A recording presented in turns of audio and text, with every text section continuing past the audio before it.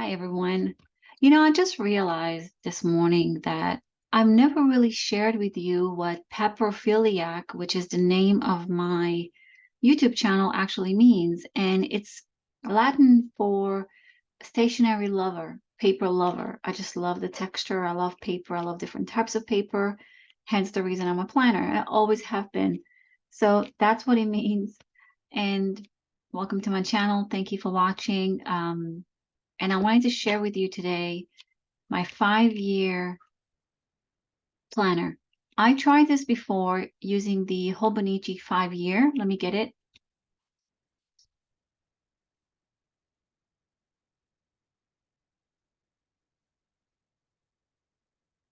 Okay, so here's this beauty over here. This was undyed Hobonichi cover. You could tell it's starting to patina. It just sits on my shelf. I just love this notebook here, but I didn't do a very good job keeping up with it. And so this is outdated, not outdated, but I've only done a few. I think this is good until 2025. So apparently I didn't use it. I started it in 2021. You could see very little of it, and I didn't stick with it. But I wanted to start again. Now, I love this cover. I may go back and repurpose this. I probably most likely will go back and repurpose this just because it hasn't been used very much. But this one is the Midori 5-year. You get to, actually, it's undated, so you did it yourself. I got this on Amazon. I just put in a Choose Joy Happy Planner sticker there. And you see the cover. I've actually covered it. This is the actual cover. This is embroidered right on the top, so it's like a 3D. I don't know if you could see it here. It's very beautiful. And you're probably asking, why don't I show it? I guess I was trying to protect it from getting damaged, which also at the same time makes you not enjoy the beauty of it, which is a oxymoron, stupid thing to think, because it's kind of like having a beautiful, beautiful china you never use, and you keep it in a cupboard, which doesn't make sense. You're supposed to enjoy the things that bring you joy. So I probably should take it out of the cover. But like I mentioned, this is a 5-year diary. And it's undated, so you're the one that dates it. I went through and added some stickers here that make me feel good, right? Like create your own magic and thankful and smiling often, creating joy, be the good, right? Be your own happy. You don't need anyone else to make you happy. You create your own happiness. So that was my bookmark. I kind of made this using old necklace, using pearls. And so I use it sometimes. It's not meant for that. But you could see I've actually started this in June. And I have to say, even if I don't do some days, I make it a point to go back when I remember.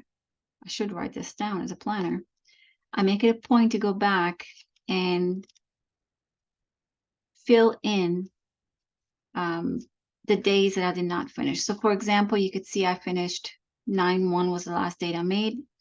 And so we have to do 9/2. So what I do is I go back to my planner and I would look at 9/2. What did I do that day? What happened? Anything I want to think about or remember, then I look at that and then I just transplant it here.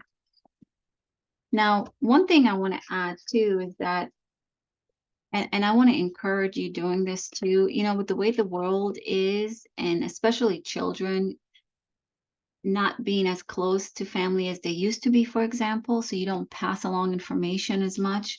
One of the things I do is I started writing world events, or at least from my perception, right? I mean, it's all perspective. So I write about things that are happening, like the Maui fires, for example, in Lahaina. So I write it down so our children can remember it from our point of view. Because a lot of times, what I've realized over the years, and I guess this comes with age, is that the victor is the one who writes history. So if we write it down, obviously there will be a lot of different perspectives out there. If this book is found, if my children read it later on, or grandkids, whatever it is, at least there's a record of what I remember of the way things went.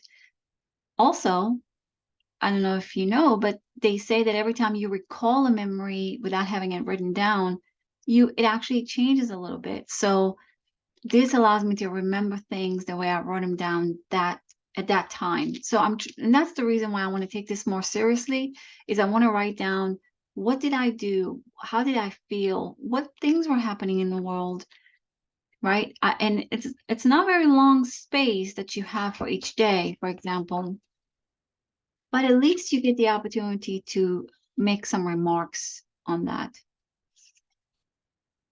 One of the things that this made me think about is that you have seen before the vintage type photos.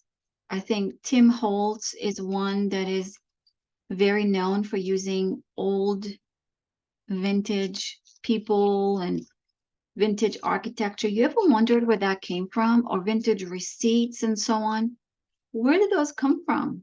Did people just volunteer them, or or were they taken somehow, right? So I'm trying to find an example, and I don't see one here. I think that little boy is the one I have right now. But I do have other ones too in other notebooks. But I've always wondered, where do those come from? Who got them, and who decided to take copies of that and sell it? And I love it. I love the vintage stuff. But then I've always wondered, the postcards, the personal notes, the receipts from shops, how did they get there, right? How are they available to the public? So kind of went off on a little bit of a rant. I hope you don't mind. If you have any comment, or I would love to hear what your thoughts are on any of the things that I've said just now. Otherwise, I wish you a wonderful day, and I'll see you on the next video. Thank you for watching.